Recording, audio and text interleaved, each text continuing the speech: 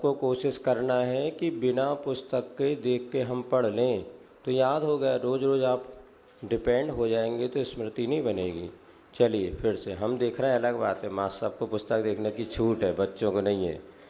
नमोकार में मेरा जीवन बना दो, चरणों की रज से मेरा मन सजा दो। नमोकार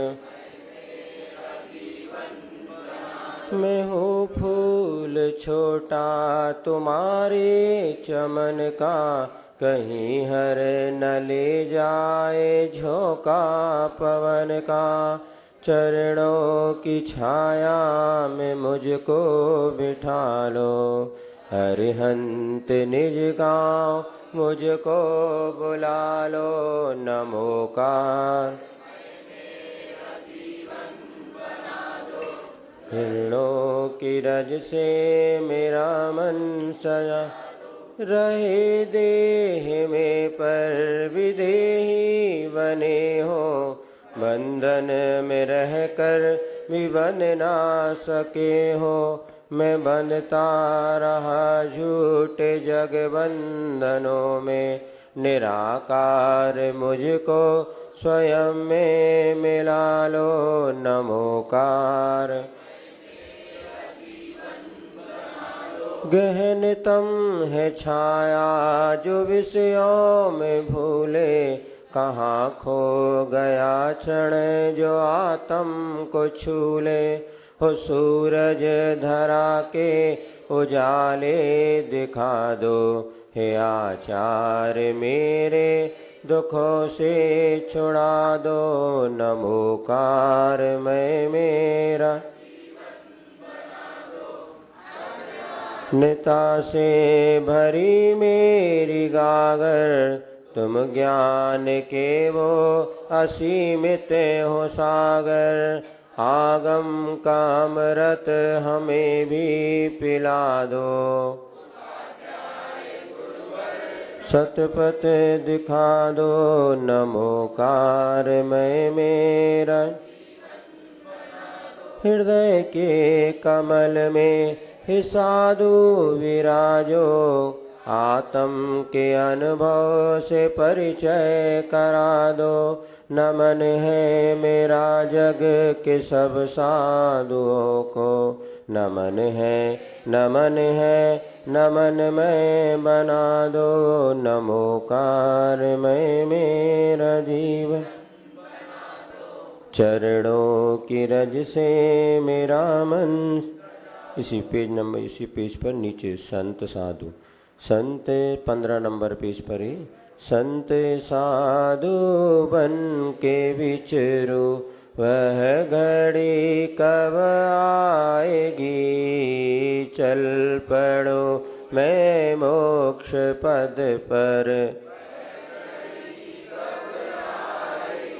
हाथ में पीछे कमंडल, ध्यान आत्म राम का। छोड़ कर घर वार दीक्षा की घड़ी कब आएगी। संत साधु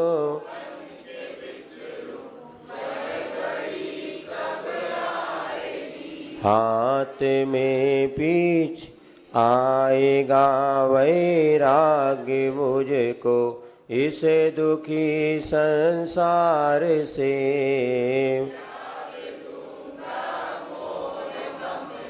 वह घड़ी कब आएगी। संत साधु बन के विचरूं,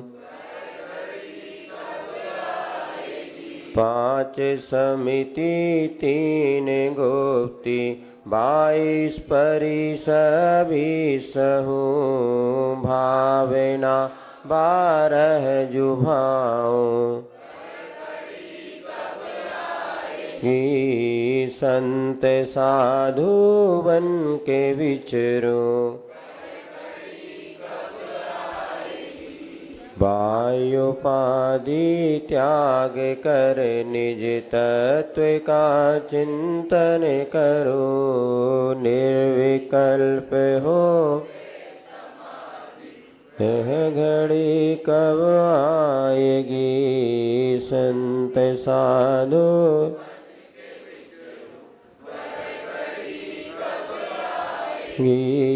संत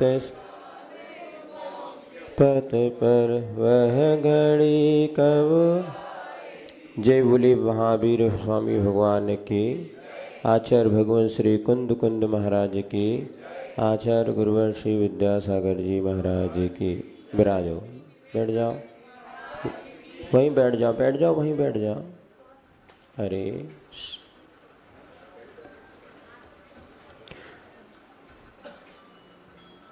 चलिए, शांतिनाथ स्तवन आपको याद हो जाए इसलिए हम बार बार पढ़ा दे रहे, क्योंकि आपको घर में पढ़ने का टाइम सब होशियार है।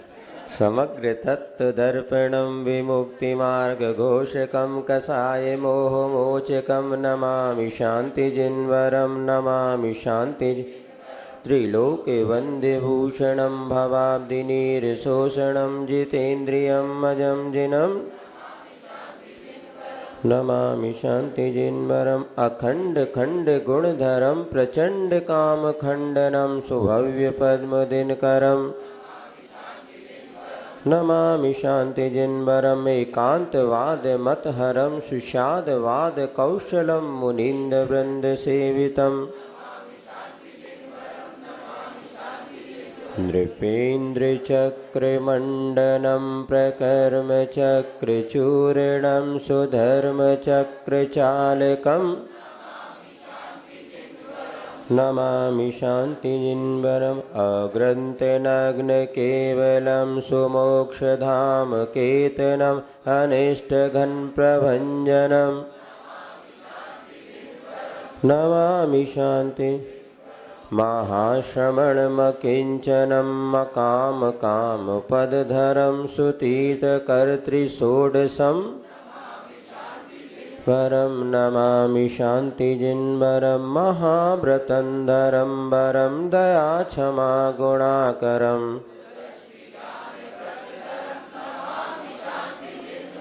नमामि शांति जिन्वरं विषट्कन्दोट्टदलाणुयारं सुलोयनं चन्दसमानतुण्डम्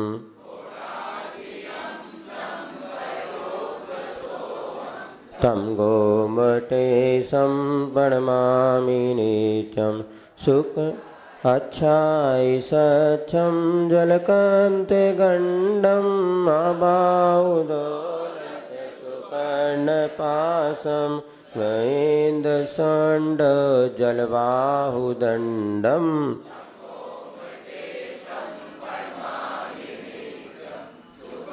प्रसोहाजिदेवशङ्खं हिमालयोद्धां विशालकन्दं सुपीकनिजायलसुठुमध्यम् मिञ्झायलग्गे पैवासमाणं सिंहामणे सब सुचेदियाणम्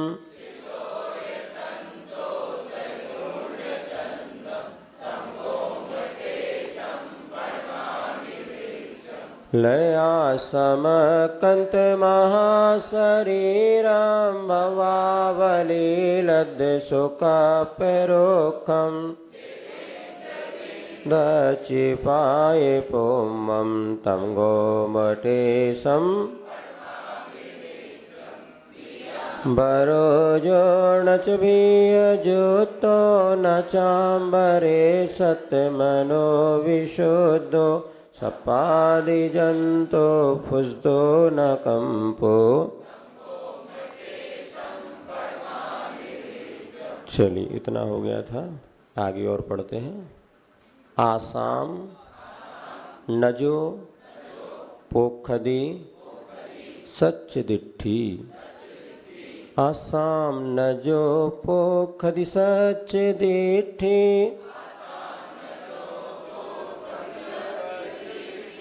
सोखे न वंचा है दोष मूलम। सोखे न वंचा है दोष मूलम। विराय भावम भरहे विशल्लम। विराय भावम भरहे विशल्लम। तम गोम बोले आसाम न जो पोखरि। सुखे न वंचा विराय भावम तम गोमटे संपरमा।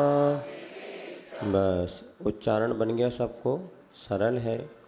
संस्कृत और ये प्राकृत भाषा आदि के जब हम उच्चारण करते हैं उस समय पूरी तरह मुख को खोल करके जब करते हैं तो हमारे भाषा उच्चारण की भी शुद्धि होती है। व्याकरण का उच्चारण करने से, संस्कृत पढ़ने से लिखा है वाचाम शुद्धि। जो कुछ अक्षर हमारे स्पष्ट नहीं होते वो भी स्पष्ट होने लगते हैं। आज कंप्यूटर की सबसे अच्छी भाषा अगर कोई है तो है संस्कृत भाषा। आप उसमें आता है क्या कहते हैं वो, पहले आता था ना वो सुधीर का कौन से DNA, उसमें उन्होंने बताया और पूरा दिया है कि संस्कृत भाषा कितनी तरह से हमारे मस्तिष्क को परिष्कृत करती है। कारण ये है कि जब संस्कृत भाषा जो बोली जाती है वही लिखी जाती है। अंग्रेजी बोली कुछ जाती है और लिखी कुछ जाती है। बोलोगे नाइफ और लिखोगे KNIFE, तो के से कहाँ से ना बन गया समझ में नहीं आया। नॉलेज में कहाँ से के आ गया सीधे और डॉटर और वाटर में क्या अंतर है? कुछ नहीं, DATR कर दो, नहीं DAUGSTR, ज़रूरत नहीं है अब उसका कोई। लेकिन संस्कृत आदि जो हम बोलते हैं वही लिखी जाती है और स्पष्ट उसमें शब्दों का अर्थ और उच्चारण होता है।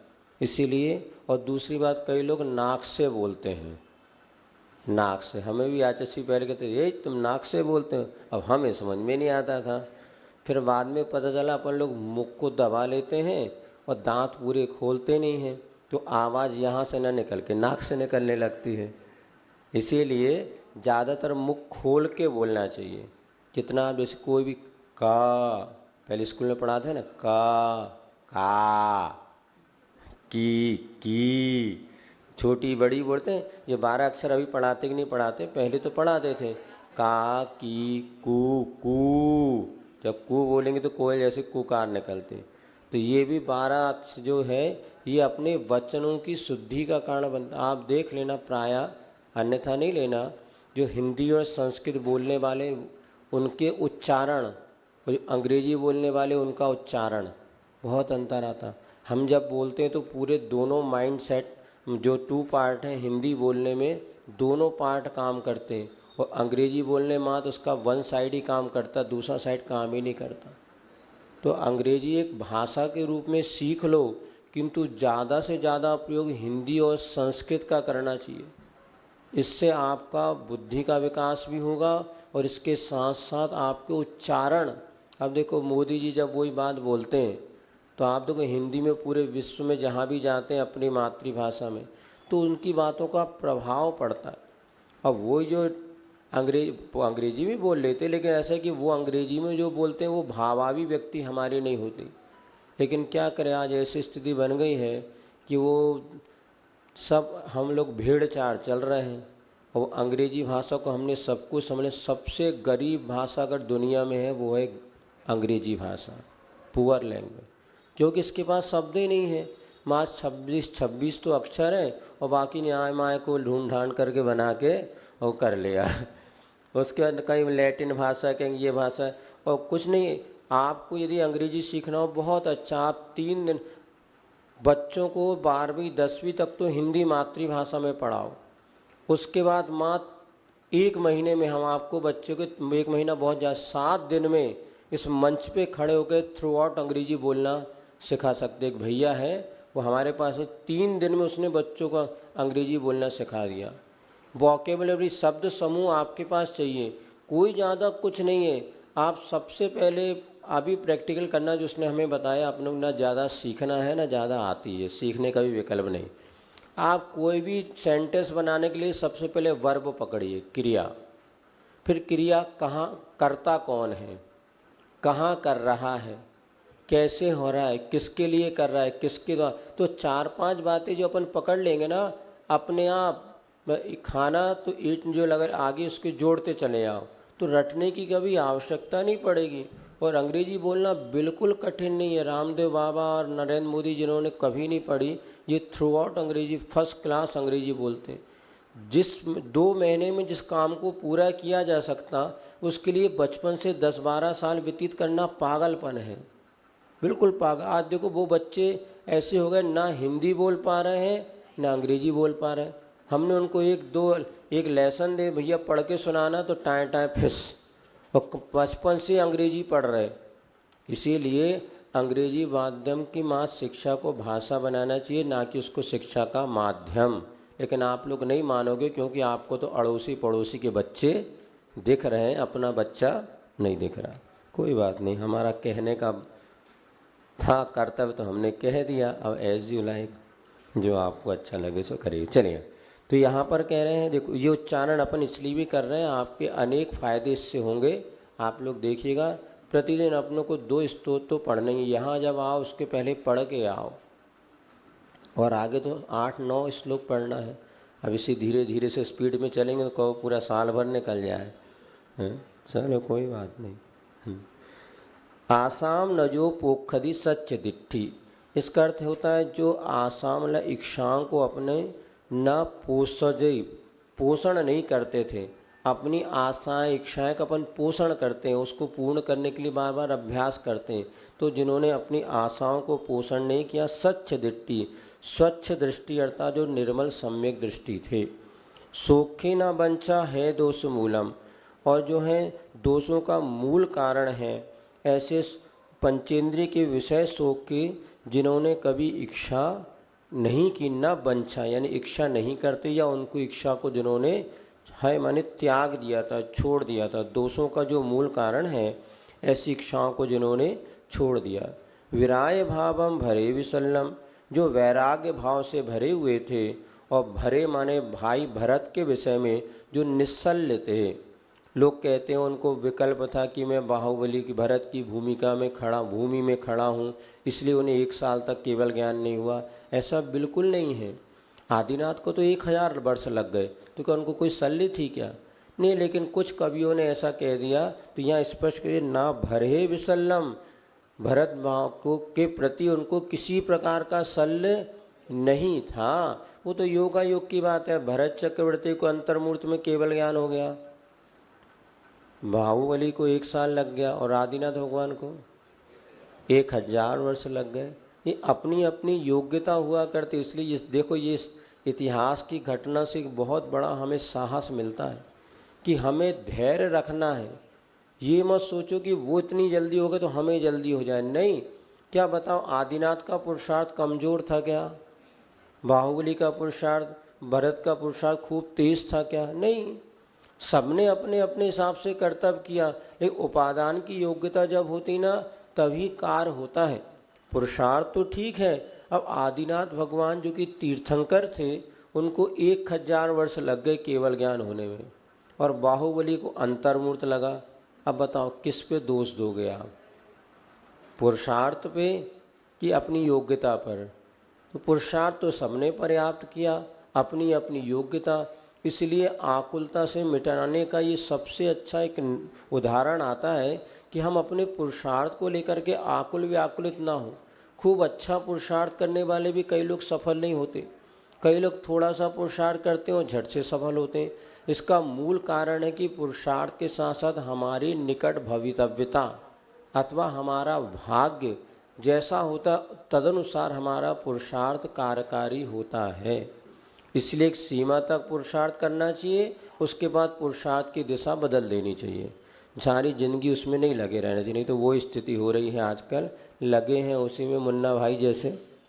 सुना है। और वो 30 और 32 साल के बाद भी सेटल नहीं हो, ना मन व्यवस्थित है, ना परिवार व्यवस्थित है, ना कुछ ज़िंदगी, और फिर आगे जाके डिप्रेशन और विपरीत परिस्थितियाँ बन रही है। इसलिए संकल्प ले लो भैया हम 24 साल तक तो पुरुषार्थ करेंगे पढ़ाई लिखाई का, उसके बाद सदग्रस्त बने। यदि मोक्ष मार्ग में जाओ तो वो अच्छा, ये तो सदग्रस्त बनो वो अच्छा। सबसे बड़ी तो व्रत संयम लो। ये 24 साल के और 25 के भीतर जो सेटल हो गया ना, उसकी मानसिकता भी व्यवस्थित रहती है और शारीरिक भी व्यवस्था बनी रहती है। अन्यथा बहुत जल्दी 24-25 साल के बाद एक अलग मानसिकता बनने लगती है। बहुत सब फिर कभी देखेंगे, इसलिए हमारी बात संक्षेप में समझ लो। और यदि महाराज माता जी बनना हो तो जल्दी बन, व्रत ले लो, भले जब बनना हो तब बनो, लेकिन नहीं बनना, गृहस्थाश्रम में जाना हो तो समय पे जाओ। 20-22 साल में जो गृहस्थाश्रम में आप पहुंच जाएंगे, बेटा हमारे घर में पुराने लोग जब कहीं बच्चों का मन भटकता था तो कहते इनको खूटा से बांध दो, कहते थे ना बड़े बुजुर्ग लोग, खूटा से बांध दो। और खूटा से बांधने कर दो तो उनको ब्याह कर दो। ब्याह करे माने गैया खूटे से बंधी रहती ना तो सुरक्षित रहती है। अब बताओ, गाय और बैल को जो खूटे से बांधते उनकी सुरक्षा का साधन है कि उनकी स्वतंत्रता को छीन लिया?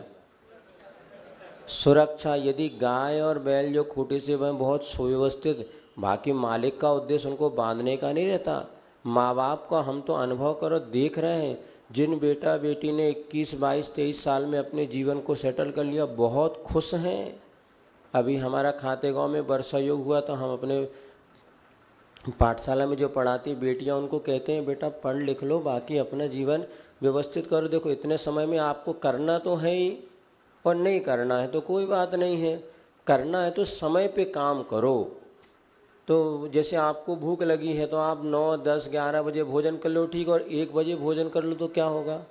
भूख ही मर गई। और खा भी लोगे तो वो स्वाद। तो इसी प्रकार जब आपको सांसारिक जीवन में प्रवेश करना ही है और घर गृहस्थी आपको बसाना ही है, तो ये उल्टियाँ बनाए 30-32, इसमें क्या ना वो कुछ नहीं बचेगा।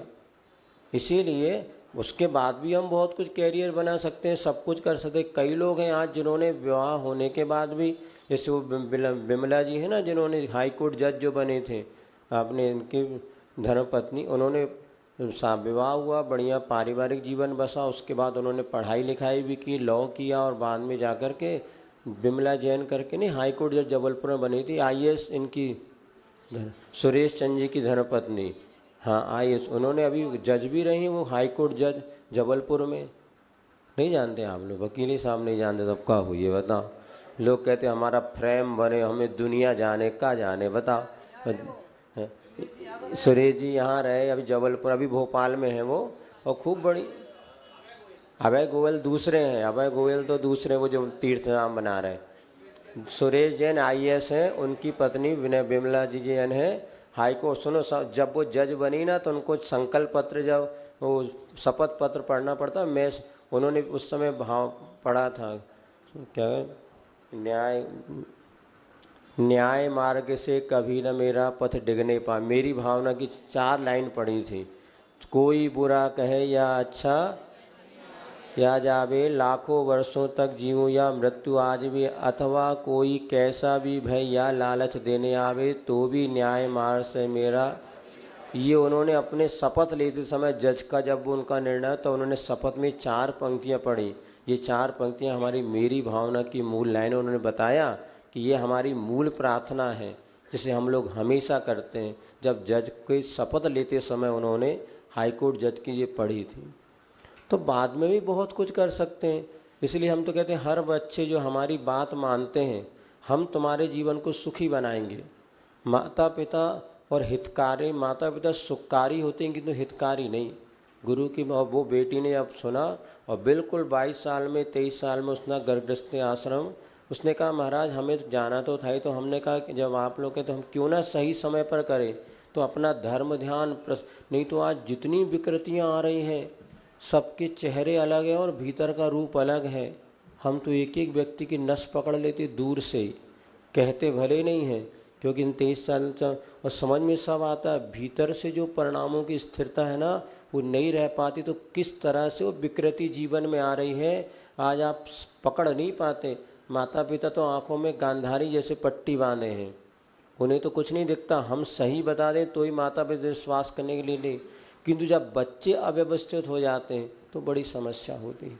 इसीलिए सही समय पे अगर ये सब कार्य होगा तो बहुत सारी समस्याएं हमारी स्वयं सुलझ जाएगी। अभी इतना है, अंधकार नहीं हुआ, अभी भी 21,000 जो वर्ष हैं आज अपन पढ़ेंगे, उसके बाद 2, 2.5, 3,000 वर्ष व्यतीत हैं ऐसा कहते हैं। इसमें भी 2 मत हैं, किंतु अपन तो यही मान के चलते कि भगवान महावीर के अभी लगभग निर्वाण को 3,000 वर्ष हुए हैं, 2,500। तो अभी बहुत सारा समय है। हो सकता है महाराजों की ये बात समझ के अपने को अपना व्यवस्थित जीवन जीने की कुछ कला समझ में आ जाए, अन्यथा भीड़ चाल तो सब चल ही रहे हैं। एक भीड़ गड्ढे में गिरती है, सारी भीड़ उसी में चले जाते हैं। एक ने सीए किया तो सबको सीए करना, एक ने एमबीपीएससी करी तो हर बच्चा, चाहे वो दिमाग हो या ना हो, लेकिन करना एमबीपीएससी। हम सबको देख रहे, देखने से लगता है ये एमपीपीएससी, बोले हाँ महाराज, यूपीपीएससी सब महाराज, समझ रहे बेटा क्या करोगे, नीट करना, आईजी, ट्रिपल का ये वही चला, भीड़ चाल और कुछ नहीं है। बच्चों की योग्यता का ध्यान ना रखते हुए और माता पिता दिमाग लगाते नहीं और बच्चे अड़ोस पड़ोस को देखते हैं, परिणाम ये निकलता है कि एक जीवन शैली बहुत अव्यवस्थित हो रही है। चलिए, तो अपन तो बाहुबली भगवान की स्तुति पढ़ लो जिसमें सार है। उपाहि मुत्तम धन धाम वज्यम, उपाहि मुत्तम धन धाम वज्यम, सुसम्मजोत्तम मय मोहार्यम, वस्येय पज्जन तो वासजुत्तम, वस्येय पज्जन तो वासजुत्तम, वस्येय पज्जन तो वासजुत्तम, पुलितम गोमटेशम, उपाहि मोत्तम धनधाम वज्यम, सुसम्मजोत्तम मय मोहार, वस्येय पज्जन्तो वासजुत्तम, तम गोमटेशम प्रणमामि। चलिए, बन गया। उपाहि मुत्तम, जो उपाधियों से मुक्त माने रहित थे। उपाधि माने क्या हो गया? परिग्रह। और धन धाम वज्यम, और धन है, मकान है, इन सब से रहित थे। अच्छा, उपाधि का अर्थ ये भी ले सकते, तो बाहरी परिग्रह, दूसरा अंतरम क्रोध आदि कसाय जो है ये भी एक प्रकार से परिग्रह। 8 कर्मों को भी आचार्यों ने परिग्रह माना है। उन सबसे जो रहित थे, वर्जित थे। सुसम्मजुत्तम, और अच्छे सम्यक माने छायिक सम्यक से जो सहित थे। मय मोह हार्यम, मद और मोह को जिन्होंने हराने वाले थे, हरा दिया था। वस्येय पज्जन्तो वासजुत्तम, और 1 वर्ष पर्यंत जिन्होंने उपवास से, जो वार्षिक पर्यंत उपवास से जो सहित थे, तो खड़े हो गए थे। उनको तो कोई विकल्प ही नहीं था आहार का। जितने, जब तक केवल ज्ञान नहीं होता वो खड़े रहते, और केवल ज्ञान के बाद वैसे आहार होता नहीं। तो दीक्षा लेने के बाद बाहुबली भगवान ने आहार तो सबसे बढ़िया, टेंशन फ्री। सबसे कठिन काम है क्या है पता है आपको? आहार लेना। कभी करके देखना महाराज जी, जैसा पता चल जाएगा। इतनी भीड़। उसके बाद श्रावक क्या देता है? जो महाराज को पसंद है वो, कि जो उसको पसंद है वो? हाँ, महाराज को पसंद से मतलब नहीं, जो अपने को पसंद है वो देता है महाराज को। महाराज लेके देखो कितना अच्छा, तुम्हें अच्छा लग रहा, हमें लगे तब तो। हाँ, आपके लिए तो सौभाग्य एक आएगा वहाँ पहुँच, आपके लिए तो सौभाग्य है। इसीलिए तो कह रहे हैं ना, बुरा मैं रियलिटी है। साधु के पाप कर्म का उदय श्रावक के पुण्य का कारण बनता है। आज सहनन की हीनता है, इसलिए हम लोग यहाँ बैठे। उत्कृष्ट सहनन होता ना तो अभी जंगलों में जाके साधना कर लेते। लेकिन इससे आपका पुण्य ज़्यादा बढ़ गया कि महाराज की रोज़ क्लास पढ़ने को मिल रही। ज़्यादा सहनन होता तो बढ़िया 8-10 उपवास करके जंगलों पहले रहते थे साधु। अभी बताते हैं, जब हम बोर गांव में हमारा चातुर्मास हुआ, सदलगा के पास, वहाँ एक आदि सागर जी महाराज रहते थे। 105 वर्ष तक तो जिए, और वो 7 दिन में एक आहार करते थे। और जहाँ देखा हमने उनकी गुफा, मात्र खड़े होने की जगह, बैठने की जगह नहीं थी, रात्रि भर खड़े होकर साधना करते थे और 7 दिन में एक आहार करते थे। वो आहार की पालना के लिए जाते थे कोल्हापुर, वहाँ से 40 किलोमीटर दूर, 30-40 किलोमीटर दूर। और एक ही आम लेंगे तो आम ही आम लेंगे, दूध लेंगे तो दूध ही दूध लेंगे, और गेहूँ डाल लिया तो दाल, ऐसा बताते 1-2 अन्न का उनका नियम था। और 7 उनकी समाधि वहाँ पर हुई, हम लोगों ने देखा। वो बताते महाराज यहाँ 7-8 दिन, अभी ज़्यादा पुरानी वाली बात नहीं है, 100-125 वर्ष पहले, और वहीं पर रहते थे। आज भी उनके वहाँ पर कमंडल जो है एक गुंडी बराबर, एक बार जो ऐसा कमंडल था, और माला उनकी अच्छी खड़े होकर के, वो बोले यहाँ लेट नहीं सकते थे। अभी भी वो गुफा कभी आप जाओ तो मिलेगी आपको, बोरगांव सदलगा के पास, वहाँ हमारा वर्षा योग हुआ। हम तो रोज़ जाते थे वहाँ पर, और कम से कम देख करके, ऐसे साधक ने जहाँ साधना की उस स्थान को देख करके लगता है चलो भैया। ऐसे आचार्य शांति सागर जी महाराज जी का ये सब जो है अपना बड़ा सौभाग्य ही, कम से कम उनकी चर्चा तो हमें सुनने को मिल रही है। साक्षात दर्शन हुए नहीं हुए, किंतु उनकी ऐसी चर्या उन्होंने की है, लोग बताते हैं। तो ऐसा भी होता है। तो तम गो हो गया ना, कुछ और बता रहे थे हम, है नहीं, वो तो बता दिया था। चलिए, इस प्रकार से बाहुबली भगवान का स्तवन पूर्ण हुआ। इसको आप लोग से अच्छे से पढ़िएगा और कंठस्थ करना है, शांतिनयन स्तवन और गोमटेश स्तवन। अब यही सब आज का नियम है, घर जाके कम से कम 3-3 बार पढ़ना। कितने 3 मिनट में हो जाएगा, 5 और 3-3 बार पढ़ो, याद हो जाएगा, और याद तो करना ही है। चलिए ठीक है ना, अपन थोड़ा सा विषय पढ़ते हैं। वस्येय पज्जन्तो वासुदुत्तम, वस्येय पज्जन्तो वास जुत्तम। पहले उसमें पाठ अलग था, अभी व्याकरण उन्होंने जोड़ करके तो पहले पज्जन मुपवास था, लेकिन पज्जन बिंदु का ना पढ़ लो, पज्जन तुवास जुत्तम हो गया। चलो, कल हमने पढ़ा था पुद्गल के विषय में। पुद्गल 2 होते हैं, अणु और स्कंद। अणु किसे कहते हैं? जिसका दूसरा पार्ट ना हो, पुद्गल की अंतिम इकाई। 2 या 2 से अणु मिल जाते हैं तो उनको कहते हैं स्कंद। 2 या 2 से अधिक में कहाँ तक हो सकते हैं? अनंत।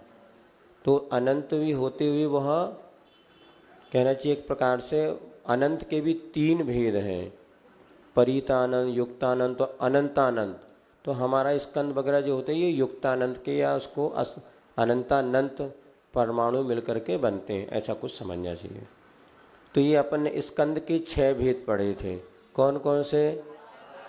बादर बादर, बादर बादर सूक्ष्म, सूक्ष्म बादर, सूक्ष्म और सूक्ष्म सूक्ष्म। अब ये बताइए आप, मिल गया ना? हाँ, तो ये तो सबको याद है भाई, फिर भी निकालो 58 नंबर पेज पर 7वां स्कंद के 6 भेद। बादर बादर, बादर बादर किसे कहते हैं? कल हमने PDF पहुंचाई थी, फिर से एक बार। जिसको एक स्थान से दूसरे स्थान ले जाया जा सके और तोड़ने पर पुनः जुड़ जाए तो निशान देखे, इसको कहते हैं बादर बादर। जैसे आप सब सारी वस्तुएं अपने पास, जिसे एक स्थान से दूसरे स्थान ले जाया जा सके किंतु भिन्न करने पर जब पुनः मिलाया जाए तो उसमें निशान ना देखे, जैसे दूध, पानी, तेल वगैरह, ये हो गए बादर, स्कंद हैं ये सब। इसके बाद बादर सूक्ष्म बताया था, जो चक्षु इंद्री का विषय बने किंतु पकड़ में ना आए, जैसे सूर्य की रोशनी है, प्रकाश है, परछाई है, ये इसको कहते हैं बादर सूक्ष्म। चौथा वो होता है जिसमें आँख का तो विषय ना बने, शेष इंद्री का विषय बने। जैसे हमने मुख में आम दिया, मीठा लगा, पकड़ में आया क्या? नहीं, किंतु रसना इंद्री का विषय बना। तो जितने इसी स्पर्श आपको ठंडा लगा, ठंडा स्पर्शन इंद्री का विषय बना, किंतु पकड़ने उसको अपन नहीं पकड़ सकते। इसी प्रकार गंध, सेंट आपको अच्छी आई, इसको भी नहीं। ये क्या है? सूक्ष्म बादर। तो जो और आँख शब्द हैं, आप हमारी आवाज़ सुन रहे हैं, पकड़ के दिखाओ, ये क्या हो गया? सूक्ष्म बादर। तो इससे इतना ही समझना, जो आँख का विषय बने, शेष इंद्रिय का नहीं बने, उसको कहते हैं बादर सूक्ष्म। और जो आँख का विषय ना बने, शेष इंद्रिय का विषय बने, उसे कहते हैं सूक्ष्म बादर। पक्का? हमें तो ऐसा लग रहा है इतनी होशियार तुम बन गए 100 में 100 नंबर लाओगे यदि परीक्षा हुई तो। हो भी सकता। कोई टीकमगढ़ में हमने लिया था 5 बच्चों ने 100 में से 100 नंबर लाए थे और बाकी 99 वाले बहुत सारे थे, 98 वाले थे। कुछ नहीं, थोड़ी सी मेहनत करो तो खूब आनंद आएगा। चलिए इसके हाँ क्या कह रहे हैं? हाँ हाँ, स्पर्श भी कर सकते हैं। तो अग्नि तो अपने इसमें ले लो, देखने में भी आ रही है। नहीं, स्पर्श में ये बादर सूक्ष्म है जो आपके चक्षु इंद्री का विषय बने, बादर सूक्ष्म है। अब उसको वहाँ से ले, ये अग्नि अलग भी कर सकते हैं, पुनः मिला भी देते हैं। 2 अग्नि अलग कर दी फिर मिला दी, मिल गए तो उसमें भी ले सकते हैं बादर में। बाकी बादर सूक्ष्म लेने में बहुत ज़्यादा अच्छा है। स्पर्श से भी होता है लेकिन मुख्य रूप से वो चक्षु इंद्री का जो विषय बन गया तो बादर सूक्ष्म, और जो चक्षु का भले ना बने किंतु अन्य इंद्री का बनता है तो सूक्ष्म बादर। अब जो कार्मण स्कंद है, कल हमने आपको खुलासा किया था कार्मण स्कंद किसे कहते हैं। जो भी कर्म हम बांधते हैं वो स्कंद रूप में हमारे आत्मा में बनते हैं। तो वो स्कंद भी अनंत परमाणु अणु से मिलकर बनता है, उसे वो होता है सूक्ष्म है तो, किंतु किसी भी इंद्री का विषय नहीं बनेगा, वो हो गया सूक्ष्म। और फिर उससे लेकर के कार्मण स्कंद से नीचे और 2 परमाणु का जो स्कंद बना उससे ऊपर बीच के जितने भी स्कंद होते हैं इनको कहते हैं सूक्ष्म सूक्ष्म। चलिए अब इसके बाद अगली चीज अपन पढ़ते हैं।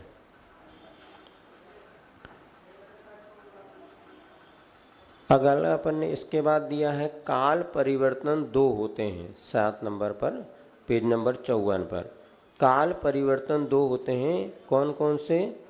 उत्सर्पणी और अवसर्पणी। काल परिवर्तन किसे कहते हैं? जहाँ पर हम लोग हैं यहाँ पर क्या होता है, एक सर्कल चलता है। 6 प्रकार के काल पर होते हैं, आगे अपन पढ़ लेंगे या अभी पढ़ ही लो ना, काल पढ़ेंगे हैं, जो पढ़ना सो अभी पढ़ो, निकालो। 6 ये अपन ने पेज नंबर 58 पर 9वां नंबर काल 6 होते हैं। काल तो अपन समझ गए, 6 द्रव्य में काल द्रव्य जो भी टाइम है, पीरियड है, समय है, वक्त है, इसको हम काल कहते हैं। ये काल तो प्रति समय प्रवाहमान है, किंतु फिर भी इन कालों को 6 भागों में विभक्त किया गया है। जहाँ पर हम रहते हैं ये कर्म भूमि मानी जाती है और एक भोग भूमि होती है। तो भोग भूमि में तो काल परिवर्तन नहीं होता, विदेश क्षेत्र में भी नहीं होता, किंतु जहाँ हम लोग रहते हैं इस कर्म भूमि में काल को 6 भागों में परिवर्तित किया है। और ये क्या होता है, जैसे आपका पेंडुलम होता है, पहले यहाँ से ऊपर जाएगा। पेंडुलम जानते हैं, घड़ी होती ना, अब तो पेंडुलम वाली घड़ी दिखती नहीं कहीं पर, एक आध रियर कहीं मिले, बाकी नहीं दिखती। तो पहले पेंडुलम ऊपर चढ़ता है फिर नीचे आ फिर ऊपर। या झूला झूलते हैं, सावन के महीने में झूला झूलने का बड़ा महत्व है। लोग घरों में रस्सी डाल के तो ऊपर गया फिर डाउन, फिर वही। तो इसी प्रकार से पहले से 6वां काल, फिर 6वें से पहला काल, फिर पहले से 6वां काल, फिर 6वें से पहला, ऐसा क्रम चलता है। जैसे अभी हम लोग जहाँ पर रह रहे हैं ये भरत क्षेत्र है। अब यहाँ पे अभी कौन सा काल चल रहा है? 5वां काल। और इसके पहले कौन सा था? 4था काल। और उसके पहले 1 2 3 4 5, आगे कौन सा आएगा? 6ठा काल। फिर जब 6 काल पूर्ण हो जाएंगे फिर गाड़ी रिवर्स होगी, फिर 6वां काल आएगा, फिर 5वां आएगा, फिर 4था, फिर तीसरा, दूसरा, फिर पहला, फिर पहला, दूसरा, तीसरा, ऐसे काल होते हैं। जो अभी हमारा जो काल चल रहा है ये अवसर्पणी काल चल रहा है। पहले से हम 6वें में आ रहे हैं तो डाउन पे है। क्या डाउन हो गया अब बताते हैं इसमें, हाँ ध्यान दीजिएगा, आपको इसकी PDF शाम को पहुंचा दें। क्या हमारे पास आयु, शक्ति, शरीर की अवगाहना और अनेक प्रकार की बुद्धि का क्षयोपशम, फलों की शक्ति, ये सब कम होती चली जाती हैं। जैसे मान लो उदाहरण के लिए आप देख लो, ये अवसर्पणी काल है तो आदिनाथ भगवान की ऊंचाई कितनी थी? 500 धनुष, और हमारी कितनी बची? 3 हाथ, 5 फीट, 5-6 फीट के, और वो भी और घटते। और आगे 6वें काल में 1 हाथ बचेगी। तो ये घट गई, कहाँ 500 धनुष के मनुष्य, कहाँ 1 हाथ बचे। अब शक्ति कैसी घट गई? आप देख लो, आपकी दादी माँ या अपनी माँ जो थी, अपनी दादी माँ थी, उनकी शक्ति देख लो। 80 साल की होने के बाद दादी जितना काम करती है, आज की 22-25 साल की बेटी बहू काम नहीं कर पाती। और उन्होंने 10-10 बच्चे जन्म दिए, फिर भी इतनी तगड़ी है। आज एक ही दो में टाए टाए, हाथ पाँव में दम नहीं, और हम किसी से। ये शक्ति की हीनता। पहले घोड़े आप देखो, घोड़े जो होते थे क्या काठीदार होते थे बड़, और आज के घोड़े गधे जैसे दिख रहे, मरियल बिल्कुल। बहुत रेयर कुछ घोड़े अच्छे हैं, लेकिन जनरल आप घोड़े देखो सब चला गई। शक्ति कम हो गई, सहन शक्ति भी कम हो गई। पहले जब हमने देखा, जब वो गल्ला वगैरह होता ना, गेहूं चावल उठाए, 1 क्विंटल का बोरा होता था। अभी देखते देखते और सीधे पीठ पे लादा 1 क्विंटल का, 1 क्विंटल माने 100 किलो गेहूं होता था। अब धीरे धीरे बताते हैं मंडी में 100 वो 1 क्विंटल गेहूं बंद कर दिए। शक्ति का 50 किलो, अब 20 किलो का आ गया। अब 20 से 30 से ज़्यादा कोई वजन उठा नहीं सकता। अभी देखते देखते हमें 25 साल में इतना डाउन हो गया कि पहले की शक्ति जो थी, आचार्य शांति सागर महाराज जी आधा किलो घी पी लेते थे, दूध नहीं घी, तभी तो उतने उपवास आदि। अभी हम लेके, अभी भी कुछ महाराज जी कटोरी 2 कटोरी घी पता नहीं चलता, लेकिन उनके इतना वो मेहनत भी करते हैं, उपवास आदि कर लेते हैं। और आज अपने को आधा लीटर दूध पी लो तो कहो 3 बार भगना पड़े हो, वो भी पानी जैसा गई है। तो ऐसी स्थिति, आज पानी भी दूध भी नहीं पच पा रहा। तो ये शरीर की शक्ति, औषधियों की शक्ति खत्म हो गई। आज जो दवाइयाँ, वही त्रिफला आप पहले ले और आज त्रिफला ले लो, कारण दोनों चीज़ें इसमें उसकी शक्ति को नष्ट कर दिया जा रहा है। ये नए नए हाइब्रिड वगैरह जो आ रहे हैं ना, इसमें दिखता बहुत अच्छा किंतु पावर समाप्त। अब ये जाम फल हमने देखा, पहले जो देसी जाम होते थे और ये विदेशी जाम आने लगे, दिखने में बहुत अच्छा, स्वाद कुछ नहीं। और जो पहले पेड़ पर लगे देसी जाम फल होते, हमने देखा तो जाम फल ही लेने के, भैया रहने दो इनको, नहीं को खान दो अपन दो। पपीता आप देखो, पपीता पहले केसरिया रंग का इतना, अब ये जो नया आता देखने में वो बिल्कुल दुष्प्रेम, देखने की इच्छा नहीं होती हमें तो। कई बार वो अलग चिचड़े इतने कहने में भी अच्छे हैं, लेकिन वो पहले जो पपीता आता था केसरिया पपीता तो ले लो, और बाकी अंतर आ गया। तो ये भी अंतर आ गया, उसमें जो पौष्टिकता थी वो सारी। तो इसको कहते हैं अवसर्पणी काल। कुछ तो काल का भी प्रभाव है। आज मानसिकता हमारी बिगड़ रही है। पहले व्यक्ति व्यापार करने को उत्कृष्ट मानता था, नौकरी नहीं करता था। अभी बताते हैं, जब आचार्य स्वयं महावीर जी अष्टगे ने हमें बताया था, आचार्य के बड़े भाई ने, कि उन्होंने बीएससी की उस समय में, और उनका भाव था मुझे नौकरी करूंगा, अच्छी सर्विस करूंगा। तो जैसे उन्होंने पिताजी ने चुप पढ़ाया, इसका नौकर बनेगा क्या, हमारे यहाँ 10 कर्मचारी काम कर रहे हैं खेत में, चल खेत में काम कर। और बीएससी करने के बाद उन्होंने पूरी ज़िंदगी खेती में निकाली। आज भी उनका बेटा खेती करता है, क्योंकि खेती तो सबसे उत्कृष्ट व्यापार है, सर्वश्रेष्ठ अगर आय का साधन है खेती। हम लोग कहते हैं महिलाओं को भी खेती करना चाहिए। दुनिया की नौकरी करने से अपेक्षा 2 एकड़ खेती खरीदो और बढ़िया जिंदगी। 2.5 करोड़ लगा के गधा, कोई घोड़ा बन जाएगा का गधा? ऐसे पैसा खर्चा कर रहे हैं लोग, इतना बढ़िया बुद्धि लगाओ ना तो 2.5 करोड़ का महीने का ब्याज ही 1.5 लाख आएगा। ऐसी पढ़ाई जो तुम लोग करें ना, पहले बिना खर्चे की पढ़ाई होती थी और बहुत लाभ मिलता था। अब खर्चा ज़्यादा है, आमदनी कुछ नहीं। जिन ऐसी पढ़ाई हुई ना नहीं चाहिए। वहाँ पे उन्होंने बताया खेती में ऐसा है कि खूब लाभ होता है, कोई सरकार कर्ज नहीं मांगती, और तुम लोगों को खेती करना सीखना। हम तो कहते महिलाओं की सब काम तो तुम सीख ही रही हो, अब बेचारों के पास कुछ काम नहीं, तो खेती और सीख लो जिसमें और वे घर बैठे खेती तो यदि हिम्मत हो, यदि वास्तव में कुछ करने तो खेती बाड़ी का तो ये महिलाएं भी कर सकती, करना चाहिए। तो यहाँ पर ये कह रहे थे आपको 6 काल जो होते हैं, अवसर्पणी काल में हर चीज़ कम होती है, शक्ति इसको अवसर्पणी कहते हैं।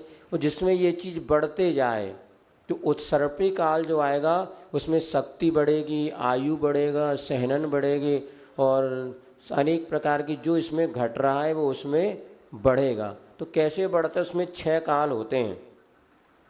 पहले काल का नाम है सुखमा सुखमा। तो अभी जहाँ पर हम हैं इसमें 3 काल तो कर्म भूमि होती है पीछे के 3 में, और शुरुआत के 3 में भोग भूमि जैसी होती है, या भोग भूमि ही होती है। तो तो पहला काल है सुखमा सुखमा, जिसमें सुख ही सुख होता है, दुख नाम की कोई वस्तु नहीं। क्योंकि भोग भूमि में जो जीव रहते हैं उनको 10 प्रकार के कल्प वृक्ष वहाँ पर होते हैं, और उन कल्प वृक्ष से जैसी आप याचना करते हैं वैसे वो पदार्थ देते हैं। मात पति पत्नी वहाँ पर होते हैं, बच्चों का कोई टेंशन नहीं, बच्चे भी टेंशन नहीं है, इसलिए माता पिता वहाँ क्या करते हैं, बच्चों को जन्म दिया और दोनों मर जाते हैं।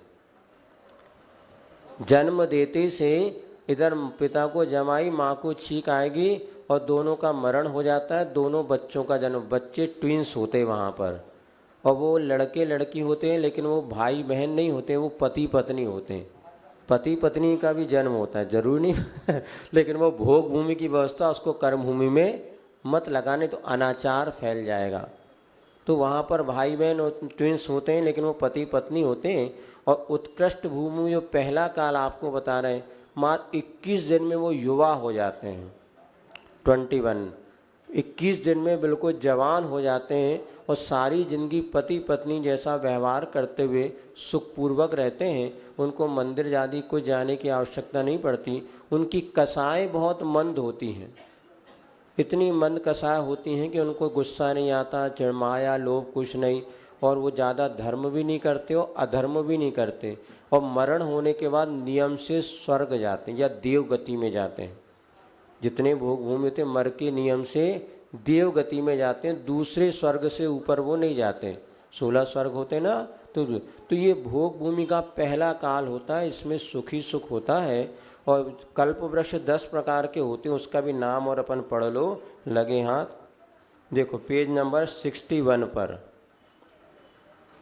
3 नंबर पे लिखा है कल्प वृक्ष 10 प्रकार के होते हैं। कल्प वृक्ष क्या होता है, पृथ्वी कायिक होते हैं ये, बस इनमें जो मांगते हैं वो फल हमें मिलता है। कैसे मिलता है, तो हमने महाराज जी से पूछा था, कोई देव वगैरह उसके अधिष्ठाते होते नहीं, उस कल्प वृक्ष में ऐसी शक्ति ही होती है कि वहाँ पर याचना करने पर वो हमें फल देते हैं, ऐसा समझना चाहिए। तो कौन कौन से 10 वृक्ष, ये कल्प वृक्ष पहला है पानांग, अर्थात पीने की वस्तु वो देते हैं। तूर्यांग, तूर्यांग माने जो बाजा गाजा बजाने वाली होती ना, पुंगी मुंगी, ये सब दे देते हैं। भूषणांग, अच्छे अच्छे आभूषण आपको वहाँ से मिल जाएंगे, कोई ज्वेलर्स की दुकान में जाना नहीं पड़ेगा, पैसा खर्चा करना नहीं पड़ेगा। वस्त्रांग, अच्छे अच्छे वस्त्र वो देते हैं। भोजनांग, बढ़िया माल टाल वहाँ से मिलता है। लेकिन इसके बाद भी 3 दिन में 1 दिन मात्र वो आंवले के, ये हर बहेड़ा आंवला, हर के बराबर भोजन करते हैं। तो इसकी आवश्यकता क्यों, हमने पूछा था। अब हमें ऐसा लगता है पेट भरने के बाद भी, जैसे अपन चटोरा तो हैं, पेट में जगह फिर क्यों नहीं है, फिर भी 4-5 फुल्की, हाँ फुल्की कहते हैं, पानी बतासा फूली, तो पेट भरने के बाद भी 8-10 भीतर चली जाती हो। ऐसे उनको एक टैबलेट में काम तो हो जाता, फिर भी इच्छा होती हो तो शायद उससे कुछ मांगते हों और थोड़ा बहुत खाते होंगे भले। इनको आहार तो होता है, निहार नहीं होता, मलमूत्र नहीं होता, सब खा ले वहीं भस्म हो जाए। तीर्थंकर भी ऐसे होते हैं, तीर्थंकरों का आहार तो होता है किंतु मलमूत्र नहीं होता, क्योंकि जो भी वो खाते हैं सब उनका पच करके और प्योर माल बनता है, वेस्टेज उनका जाता नहीं। ऐसे कुछ उनका होगा। भोजनांग, आलयांग, आलयांग माने ये आल क्या होता है देखना पड़ेगा, हैं नहीं, हाँ घर वगैरह, घर हो जाएगा। आलय माने घर, रहने के लिए स्थान, मकान वगैरह आपको। दीपांग, अच्छे अच्छे प्रकार के दीप वगैरह देते हैं। भाजनांग, बर्तन वगैरह। मालांग, पहनने की माला। और तेजांग माने उससे ऐसी कांति निकलती है, सूर्य और चंद्रमा का प्रकाश वहाँ कोई कार्यकारी नहीं होता। पहले काल में सूर्य चंद्रमा थे कि नहीं थे, लेकिन तेजांग जाति के कल्पवृक्ष इतना तेज मारते हैं, जैसे आपके स्टेडियम में ऊपर वो लगे ना हैलोजन, मैच के समय ऐसा फोकस देते हैं कि आपको कोई आवश्यकता नहीं अंधेरे में। मैं इसी प्रकार वहाँ पर 24 घंटे उनका इतना प्रकाश रहता है, सूर्य और चंद्रमा का प्रकाश उनके आगे फीका पड़ जाता है। ऐसे तेजांग जाति के कल्पवृक्ष होते हैं। ये 10 प्रकार के कल्पवृक्ष भोग भूमि में भी होते हैं और देवों के विमानों में भी होते हैं। ये कल्पवृक्ष 10 प्रकार के माने जाते हैं। तो पहला काल कौन सा था, सुषमा काल। अथवा इसको सुखमा सुखमा भी कहते हैं। आगम में इसको सुषमा भी कहते हैं, सुषमा। सुषमा माने ये भी सुख होता है, और सुखमा सुखमा इसका ये पहले काल का प्रमाण कितना है? 4 कोड़ा कोड़ी सागर। 4 कोड़ा कोड़ी सागर, इतना लंबा ये पहला काल होता है। और इसमें सब सुख सुविधाएं होती हैं। आपको बता दिया कैसे, और जो पशु वगैरह होते हैं उनको भी बढ़िया घास वगैरह होती है, वो तो वहाँ पर है। यहाँ के पशु आपस में लड़ते नहीं हैं। ये सब बहुत सारी बातें आप विशेष पढ़ेंगे तो समझ में आ जाएगा आपको। है आयु इनमें रहती है 3 पल्ले की आयु होती है। उत्कृष्ट जो है 3 पल्ले। पल्ले किसे कहते हैं? आपको समझ लो कि असंख्यात वर्षों का ये पल्ल होता है, अनकाउंटेबल। 3 पल्ले की आयु होती है। सुखमा सुखमा काल में जो मनुष्य होते हैं उनकी उत्कृष्ट आयु होती है 3 पल, और जघन आयु होती है 2 पल से कुछ समय अधिक। वो अभी आपको सारे 3 पल्ले, 2 पल्ले और 1 पल, ऐसा आप समझ लो। 3 पल्ले, 2 पल्ले और 1 पल। तो अभी उत्कृष्ट भूभूमि की अपन चर्चा करते हैं। पहली जो भूभूमि है, सुखमा सुखमा काल जो चल रहा है, उसमें ये व्यवस्था होती है। मनुष्यों की ऊंचाई भी होती वहाँ पर 6000 धनुष। 6000, 4000, 2000 हाथ या धनुष? धनुष है ना? हाँ, 6000 धनुष। कितना हो गया पता है? एक धनुष में 4 हाथ होता है। 6 चौको 24, 24,000 हाथ लंबे चौड़े मनुष्य होते हैं। अब वो इतना ही है, अपनों को इतने समझ में आएगा। कल पंडित जी साढ़े दोपहर को साथ दें। पहले भी अपन ने सुना था। अपनी स्थिति है कूप मंडूक जैसी। एक जो हंस जो था, कहाँ रहता था? मानसरोवर में। और वो उड़ता उड़ता एक बार कुएं के पास आके ठहर गया, और वहाँ पर पूछा तो उन्होंने, मेंढक वहाँ पे रहता था, बोले भैया बताओ, तुम तो मानसरोवर से आ रहे, सरोवर कितना बड़ा हुआ है?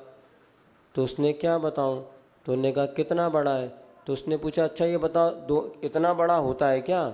नहीं नहीं भाई, सरोवर तो और इससे बड़ा होता है। तो उसने दोनों पैर फैलाए, बोले इतना बड़ा होता है? नहीं नहीं भाई, वो तो और इससे बड़ा। और कितना बड़ा? तो उसने फुदक करके दूसरे स्थान पे जाके बैठ गया, बोले तो इतना बड़ा? नहीं नहीं, और इससे बड़ा होता है। अरे बोले तुम गप्पे लगा रहे, कुएं से बड़ा कोई समुद्र हो सकता है क्या? क्योंकि उसने कुएं से बड़ा कभी कुछ देखा ही नहीं। अपनी स्थिति ऐसी कि अपन ने कुछ देखे नहीं, अपने सब कल्पना लगती होगी। अब देखो, आज अपन ने जो टाइम घड़ी होती थी, पहले घड़ी बहुत बड़ी घड़ी होती थी, उसको सेट करने वाले आदमी होते थे। बाद में अब घड़ी हाथ में आ गई तो आस्तर लगने लगा। अब उस समय वाली घड़ी आ गई कि वो सीधे आपको नंबर बता देती। अब ऐसी घड़ी आ गई नंबर भी नहीं बताती, जब दबाओ तभी वो नंबर बताती, लेकिन भीतर से चलती है नहीं, वो चल रही है। तो देखते देखते इतना बढ़। तो पहले इतने सब बड़े पुरुष रहते थे, ये रहते होंगे, ये कल्पना का विषय हमें लगता है, क्योंकि हमारा ज्ञान उतना ही सीमित है। लेकिन केवल ज्ञानियों ने ये जाना और देखा, और उन्होंने बताया ऐसे मनुष्य होते थे, तो ऐसा भी होता होगा। हमको विश्वास मत आगम से करना पड़ेगा। हमारे बुद्धि वहाँ तक तो पहुँचती ही नहीं है। हमें भी लगता है सब कल्पना जैसी होगी, किंतु बहुत से लोग इसको कल्पना नहीं, आज भी उसका, जैसे हमने बताया था ना, फिल्म आदि बना रहे हैं, तो कहीं ना कहीं वो सत्यता तो थी। लेकिन आज हमारी बुद्धि में, जैसे कभी हम कल्पना नहीं कर सकते थे कि इतनी बड़ी कोई चीज़ होती होगी, लेकिन आज बहुत सी चीज़ें हमें समझ में आ रही हैं। ऐसा समझ लीजिए। तो पहला सुखमा सुखमा काल होता है। 21 दिन में युवा हो जाते हैं, और वो आगे जाके पति पत्नी जैसे रहे। जब उनकी आयु पूर्ण होने वाली होती है, अंत समय में वो गर्भ धारण करते हैं आयु के, और उस समय वो अपनी 2 संतान को जन्म देते हैं, और इधर माता पिता दोनों का मरण हो जाता है, और मरने के बाद वो स्वर्ग, ऐसी भोग भूमि के। तो पहला काल के बाद दूसरा काल आता है, जो कि 3 कोड़ा कोड़ी सागर का होता है, और तीसरा काल होता है वो 2 कोड़ा कोड़ी। अब इसमें क्या हो गया? आयु कम हो गई। पहले 3 पल्ले की थी, इसमें 2 पल्ले की हो गई। 6000 धनुष से 4000 धनुष हो गया, और अनेक प्रकार से सुख में कमी आ गई। पहले जो सुखमा सुखमा था, अब सुख उसकी अपेक्षा कम हो गया। ऐसा समझना। विशेष में आप पुस्तक में पढ़ लेंगे। हम तो आपको समझा रहे कि आपके दिमाग में बात फिट बैठ जाए। और रटाने में लगे तो रट तो जाएंगे लेकिन बात नहीं बैठेगी। तो अब इसी और तीसरा कौन सा काल आ गया, सुखमा दुखमा। तो इसमें सुख ज़्यादा है, थोड़ा बहुत अंत में दुख होता है। जैसे आदिनाथ भगवान का जन्म कब हुआ, तृतीय काल में हुआ। ये हुंडा और सर्वनी का दोष है। तृतीय काल में वो जन्मे और तृतीय काल में मोक्ष चले गए। लेकिन ये होता है सारे के सारे तीर्थंकर चतुर्थ काल में ही जन्म लेते थे, किंतु हुंडा और सर्पणी काल माना जाता है, जिसकी दोष की वजह से तृतीय काल भोग भूमि में उन्होंने जन्म ले लिया और मोक्ष चले गए। आया समझ में ना। तो आदिनाथ भगवान कौन से काल में जन्मे, तीसरे काल में, उसका नाम क्या है, सुखमा दुखमा। और मोक्ष कब गए, तीसरे काल में। जाना था चौथे काल में लेकिन वो जल्दी चले गए, वो जल्दी आ गए थे। ये कोई ऑप्शन ये हो गया, परिस्थिति बदल गई। तो यहाँ पर सुख ज़्यादा है, दुख कम है, बहुत ज़्यादा। तो यहाँ पर भी पति पत्नी होते हैं। अच्छा, वहाँ 21 दिन में जवान होते हैं, तो दूसरे काल में 35 दिन में युवा होंगे, तो तीसरे में 49 दिन में युवा होते हैं, 49 डेज। तो पहले में ऐसे 7 वहाँ पर कंडीशन बताइए, आप पुस्तक में पढ़ लेना। तो 21 दिन, 35 दिन और 49 दिन। तो तृतीय काल में 49 दिन में जैसे आदिनाथ भगवान के पहले जो उनके पिता नाभिराय वगैरह थे, उन पे भोग भूमि का असर था, किंतु ये इन पे कर्म भूमि का प्रभाव पड़ा। तो पहले जो होते थे वो इस प्रकार से 21 दिन, 35 दिन और 49 दिन, ये इनको कहते हैं उत्कृष्ट भोग भूमि, मध्यम भोग भूमि और जघन भोग भूमि। हाँ, इसलिए कहा ना, ये दोष है, भोग भूमि में उनका जन्म हुआ। नाभिराय आदि के पहले जो 14 कुलकर हो गए, उन कुलकरों के पहले भोग भूमि थी। और चूँकि तृतीय ये इनका जन्म होना था चतुर्थ काल में, किंतु ये हुंडा और सर्पणी का दोष माना जाता कि तृतीय काल में वो जन्म और उसी में मोक्ष। कई लोगों को ये पता नहीं है, लेकिन जब 3 वर्ष 8 माह 15 दिन शेष थे चतुर्थ काल के, तभी उनको मोक्ष हो गया। वो सब उन्हीं को, जो यदि आदिनाथ नहीं, हाँ, आदिनाथ भगवान से पहले गए सब तृतीय काल के अंत में मोक्ष गए।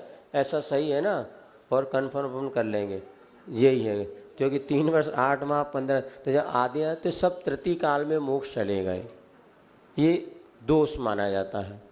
तो यहाँ पे क्या कह रहे थे अपन, हाँ, प्रथम तीर्थ कर्म भूमि प्रारंभ हो गई। पहले कई बार होता ना कि जो मेहमान को आना था 2 बजे का, वो 1:30 बजे आ गया। अब तो 1:30 बजे भगाएंगे तो नहीं, तो उसको वहाँ इसी प्रकार इनको चतुर्काल में जन्म लेने के पहले थोड़ा जल्दी जन्म ले लिया और वो उनका इस प्रकार से हो गया। ऐसा है। 24 तीर्थंकर नहीं, उस समय बताते हैं इंद्र ने मंदिर आदि की स्थापना की। वैसे भी तीर्थंकर कभी जिन भगवान आदि को नमस्कार करते नहीं। अरिहंत आदि की प्रतिमाओं का है, वो अरिहंत देव की, सामान्य अरिहंत की प्रतिमाएं मंदिरों में बनती हैं, उनको पूछते हैं। सामान्य अरिहंत और सिद्ध, परसों प्रशंका संबंध महाराज ने कहा था, अरिहंत और सिद्धों की प्रतिमाएं होती, हाँ। तो सामान्य अरिहंत सिद्ध की प्रतिमाएं होती हैं और बनाते तीर्थंकर कि कर भी सकते, जो कि अपन वर्तमान में 24 तीर्थंकर में त्रिकालवर्ती 24 की स्थापना करते हैं, भूत भविष्य वर्तमान। भरत चक्रवर्ती ने त्रिकाल 24 की स्थापना की थी, तो हो सकता भविष्य काल के तीर्थंकरों का भी उन्होंने स्थापना की हो। लेकिन भगवान आदिनाथ के पहले तो कोई उपदेश ही नहीं हुआ, किसी को जानकारी नहीं थी, तो वहाँ पर इंद्र ने इस प्रकार की व्यवस्था कर दी। ऐसा भी होता है। मंदिर की स्थापना की थी जब अयोध्या की रचना की, ऐसा तो पढ़ने को आता है। चलिए, समय होने वाला है क्या।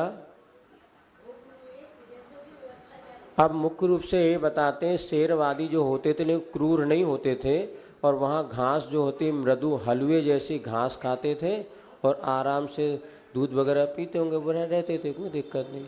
क्योंकि है, हाँ, कसाय में नहीं, यहाँ पर जो त्रियंश होते ना, वो वहाँ पे घास खाते हैं। इस प्रकार से अपना शेर भी वहाँ पर मृदु घास खा करके अपना जीवन यापन करता है, और उसका ज़्यादा व्याख्यान विशेष रूप से नहीं मिलता है। वो सब त्रियंश और मनुष्य सभी देवगति में जाते हैं। चलिए, इसके बाद अपन देख लेते हैं उत्कृष्ट आयु 3 पल, जघन्य 2 पल से 1 समय अधिक, मध्यम में 2 पल उत्कृष्ट और 1 पल से 1 समय अधिक, और इधर जो है 1 पल 2 पल उत्कृष्ट और जघन्य में 1 पल से 1 समय अधिक। मतलब जो इसकी उत्कृष्ट आयु है ना पहले की, वो दूसरे की जघन्य हो जाएगी। जो उसकी उत्कृष्ट है वो पहले वाले की जघन्य हो जाएगी। जैसे दूसरे सुषमा काल में उत्कृष्ट आयु कितनी है? 2 पल, तो सुषमा में वो हो जाएगी जघन्य आयु। 2 पल में 1 समय मिला दो, जघन्य हो जाती। ऐसा इतना ही रखें, आप बाकी कल पढ़ा देंगे। हैं कहाँ पर? वो सभी मरण एक जैसा होता है। अंत समय में माता को जम्बाई आती है, पिता को छींक आता है, ऐसा कोई डिफरेंस हो सकता है। इसी में वो उनका मरण हो जाता है। इतना आया, वो कपूर की भांति उनका शरीर उड़ जाता है, कोई अग्नि संस्कार करना नहीं पड़ता। अभी है आयु कर्म, बता तो दिया, कितनी बार बताना? बैठ जाओ, कल पुस्तक में नहीं पढ़ लेना। चलिए, क्या कह रहे थे अपन? हाँ, कोई हाइकू जो पढ़े थे ना, थोड़े से हाइकू देख लेते हैं, कल अर्थ नहीं। हाँ, 10 तो दोनों हाइकू याद करना है, समझे? हो गए याद? नहीं तो नकल मारने में बहुत होशियार होते सब, सोचते नकल तो मिल ही जाएगी। एक बच्चा हमारे पास आया, बोले महाराज मैं परीक्षा में फेल हो गया। हमने कहा क्यों, क्या हो गया? नहीं, आज का पेपर मेरा बिगड़ गया। हमने कहा क्यों? बोले मेरे आसपास सारे बुद्धू बच्चे बैठे थे। उसने ये नहीं कहा मेरे आसपास सारे लड़के बुद्धू थे, एक नकल नहीं बता पाए और मेरा पेपर बिगड़ गया। ऐसे बच्चे तुम लोग तो नहीं हो।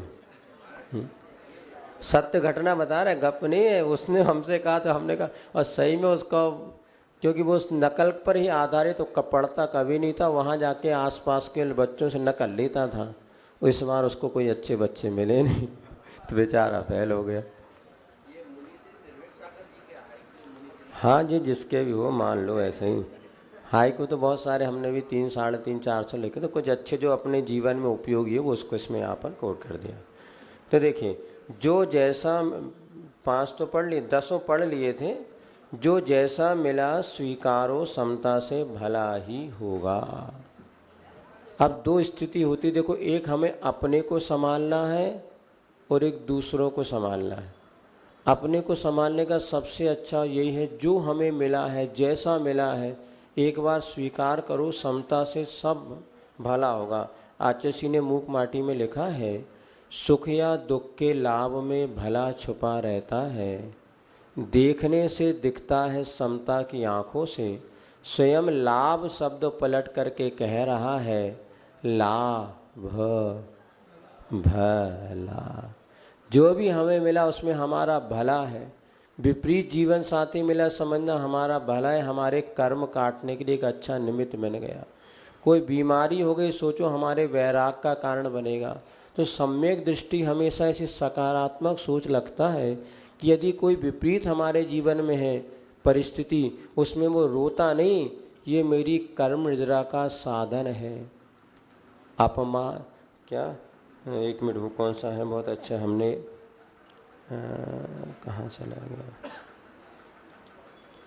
14 नंबर देखो, ये बहुत अच्छा हमें लगता है और हमने इसका जीवन में बहुत प्रैक्टिकल किया और खूब आनंद में जिंदगी चल रही है। कर्म कटते अपमान सहो तो सम्मान से क्या? सम्मान से कर्म नहीं कटेंगे। कोई आपका अपमान कर रहा है तो समझ लेना आपके कर्म कट रहे हैं। कोई आपको गाली बक रहा है, बुरा कर रहा है, अच्छा करने के बाद भी कोई आपको बुरा बोल रहा है, समझना मेरे अशुभ कर्म कट रहे हैं। शायद वो सम्मान करता तो मैं फूल जाता और मान में आके और कर्म बांध लेता। चलो अच्छा है, कम से कम इसका अपमान करने से मेरे कर्म कट रहे हैं। हमने इसका बहुत प्रैक्टिकल किया, क्योंकि जब कभी आप बड़े बनोगे या कोई आप जितने अच्छे बनोगे उतना ज़्यादा आपको अपमान भी सहना पड़ेगा। आप लोगों को लगता है कि आचार्य महाराज का कोई अपमान नहीं करता होगा, ऐसी भी स्थिति है हम लोगों को भी तक। अब क्या बताएं, चलो जा, कई बार मुनि नियम सागर महाराज जी का चातुर्मास होना था एक गांव में, उस समय वहाँ के कुछ विपरीत लोग आ गए और चौके में पुस्तकें रखी थी, सीधा चौकी उठाया और फेंक दिया, चलो हमारे यहाँ चातुर्मास नहीं करना। ऐसा अपमान उन्होंने। और फिर महाराज नीचे आहार भी नहीं, सीधे पेड़ के नीचे जाके बैठ गए, दिन भर बैठे रहे ध्यान में। और इधर श्रावक आपस में भले संघर्ष करते रहे, दक्षिण कर्नाटक की बात है। और फिर शाम को सीधे दूसरे दिन महाराज सुबह 7 बजे उठे, दूसरे गांव में पहुँचे, वहाँ उन्होंने पारणा की। सुबह 8 बजे से विद्रोही लोग हैं, इस पंचम काल में ऐसे विद्रोही लोग हैं। हम लोगों को एक जगह, क्योंकि वहाँ पर मिथ्यात्व का ज़्यादा प्रचार प्रसार है, और हम लोग जब पहुँचे तो उसमें परिवर्तन, लेकिन जो लोग उनकी यूनिटी थी उनको बड़ा बुरा लगा। तो पूज्य समता सागर महाराज जी को चातुर्मास का संकेत मिला था इचल करंजी में। वहाँ के पूरी समाज की कमेटी आई श्रीफल चढ़ाने कि महाराज हमारे यहाँ आप चातुर्मास ना करिएगा, हमारे यहाँ आप चातुर्मास नहीं करना, इसका हम श्रीफल चढ़ाने आए। क्यों? क्योंकि वो सब लोग वो थे जिनके भीतर मिथ्यात्व कूट कूट के भरा था, जो ना स्वयं सुधरना चाहे, दूसरों को सुधरने ही नहीं देना चाहते थे। फिर महाराज ने एक ही बात कही, भैया मेरे गुरु का तो आशीर्वाद है, मेरी समाधि हो जाएगी तो ही मैं चातुर्मास तो वहीं करूँगा, क्योंकि मैं तुम्हारे श्रीफल पे चातुर्मास नहीं करता, मैं तो अपने गुरु के आदेश से चातुर्मास करता हूँ।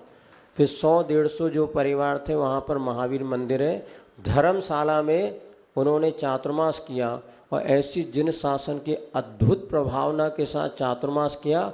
महाराज ने कहा मुझे कोई चिंता नहीं, अगर मेरे गुरु का आशीर्वाद है और इससे मेरी समाधि भी हो जाए ना, तो भी मेरा गौरव होगा कि मैंने अपने गुरु का आदेश तो पालन किया।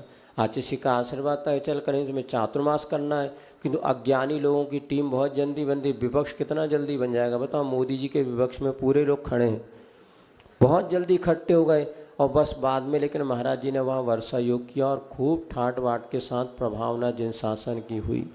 तो ये वाली बात है। तो अब कर्म कटते सब याद रख लो, ये सब याद करना बेटा, तुम्हारे को एक भी चीज़ भूलना नहीं। तुमने ये पुस्तक याद कर ली, जिंदगी बदल जाएगी और आपको कोई दवाई नहीं खानी पड़ेगी, स्वस्थ रहोगे। तो कर्म कटते अपमान सहो तो सम्मान से, हर व्यक्ति को सम्मान चाहिए। महाराज मंच पे परेशान हो गए महाराज, तो कल से महाराज ने मंच पूरा खाली कर, सब नीचे बैठो बेटा बैठो। वो इतना बड़ा मंच बन गया, सारे लोग जाने लगे और सबको तो व्यवस्थाएं बिगड़ने लगी। तो जितना अपमान सहोगे उतना कर्म कटेंगे, हमेशा प्रशस्त रहो। तो कह रहे थे जो जैसा मिला स्वीकारो समता से, भला ही होगा। व्यस्त रहो तो मन स्वस्थ, आत्मस्थ वरना त्रस्त। जितने आप फ्री रहेंगे उतने टेंशन में जियोगे। और किसी ना किसी अच्छे काम में अपने मन को लगा दो। नहीं है तो हम तो बताते बुजुर्गों को जो है ना, जैसे जैसे उम्र बढ़ती चली जाए वैसे वैसे 2 काम करना चाहिए, मौन रहने का अभ्यास और नमोकार की माला फेरने का अभ्यास।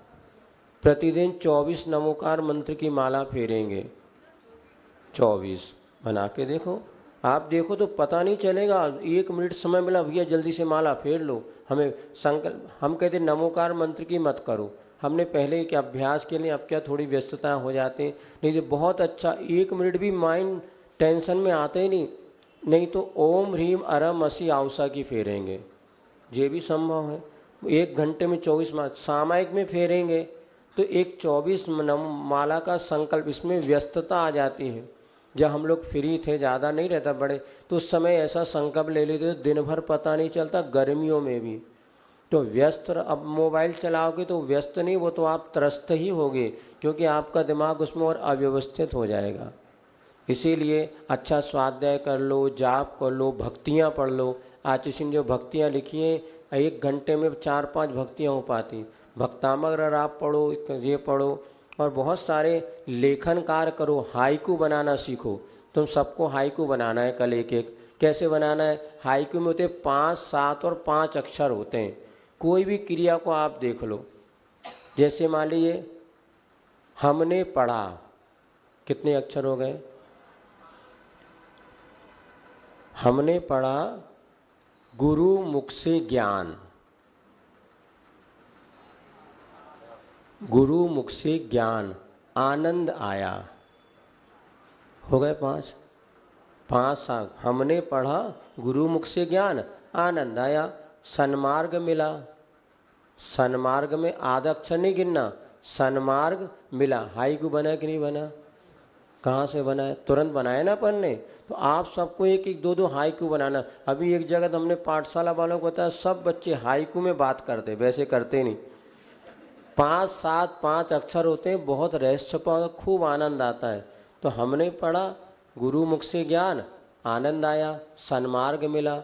और ये बना सकते हैं, आँखों को लेके बना लो, चश्मा को लेके बना लो, हर परिस्थिति। तो नया जब आप इसमें लग जाएंगे ना, तो आपको पता नहीं चलेगा कि घंटों कैसे। तो काव्य रचना, काव्य शास्त्र विलोदेन कालो गच्छति धीमताम। चलिए, समय पूर्ण आपका हो गया है। अंतिम प्रार्थना पढ़ लो, जब तक पंडित जी तो काम कर ही रहे हैं। वो जो कौन सा वो है ना, अरे खड़े हो। जब जीवन का अंत, पेज नंबर बोल दो भैया, पेज नंबर 10 नंबर। जब जीवन का अंत हो, मेरे सामने एक संत हो, मेरे होठों पर अरिहंत हो, महावीर तो हो। कसायों की आग में जलता जलता आया हूँ, वासना की राह में हूँ। दुख भरी इस यात्रा का, दुख भरी इस यात्रा का सुखद अंत हो। जब जीवन का अंत हो, मेरे होठों पर अरिहंत हो, महावीर हो। तन में जब तक श्वास है, मन में एक विश्वास है, मुक्ति की ही प्यास, पंडित मरण की आस है। तने अचल और मने अमल हो,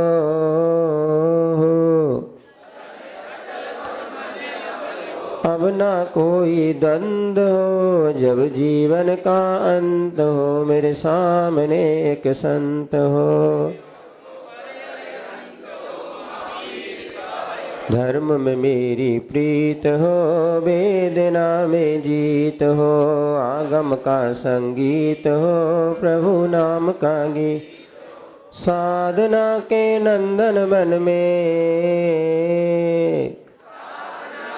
नंदन मन में भावना बसंत हो। जब जीवन का अंत हो, मेरे सामने एक संत हो, मेरे होठों पर अरिहंत हो। माँ जिन वाणी के ज्ञान से सूझे लोकालोक, सो वाणी मस्तक धरऊं सदा दे। तुई ढोकायु सर्गम करोमि हम नमो वृंदावन।